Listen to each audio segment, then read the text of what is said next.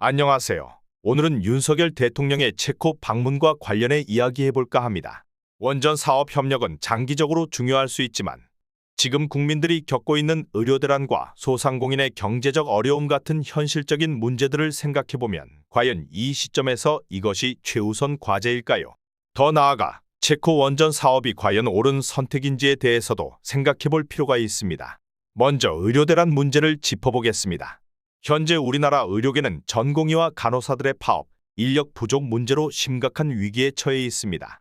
특히 응급실 운영에 차질이 생기면서 환자들이 제때 치료받지 못하는 경우가 점점 늘고 있어요. 지방 병원들의 상황은 더욱 심각합니다. 인력 부족으로 운영이 제대로 되지 않고 있고 수도권 대형 병원들도 환자를 다 수용하지 못해 대기 시간이 길어지고 있습니다. 국민들의 생명과 직결된 이런 문제가 심각한데 정부는 이를 해결하기보다는 원전 사업에 집중하고 있습니다. 다음으로 소상공인들의 상황을 살펴보겠습니다. 경제가 여전히 회복되지 않으면서 많은 소상공인들이 매출 하락과 함께 생존 위기에 처해 있습니다. 정부의 지원은 부족하고 임대료와 비용은 계속 오르는데 손님은 줄어들고 있죠. 이렇게 많은 소상공인들이 폐업 위기에 내몰리고 있는 상황에서 정부는 체코 원전 사업을 추진하며 소상공인들의 현실적인 어려움을 외면하고 있습니다. 소상공인들이 원하는 건 거대한 외교 프로젝트가 아니라 실질적인 경제적 지원입니다. 체코 원전 사업이 장기적으로 한국의 국익에 도움이 될 수 있다는 주장은 일리가 있습니다. 하지만 이 사업이 과연 현 시점에서 옳은 선택일까요? 체코 내에서도 원전 건설에 대한 우려가 존재합니다. 체코는 이미 재생에너지를 확대하며 기후변화에 대응하려는 흐름에 동참하고 있습니다.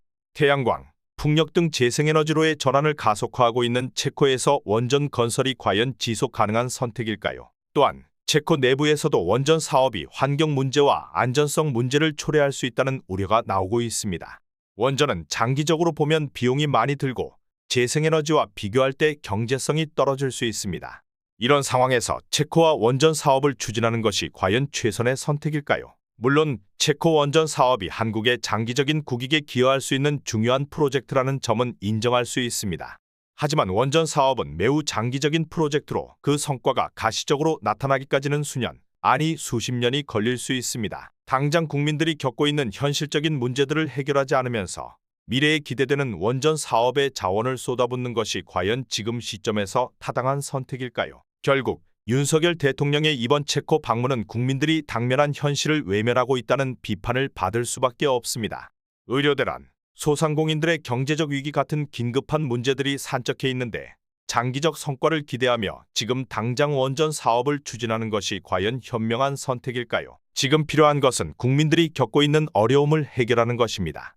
원전 사업의 장기적인 성공보다 당장의 국민 고통을 줄이는 것이 더 중요하지 않을까요? 오늘도 끝까지 시청해 주셔서 감사합니다.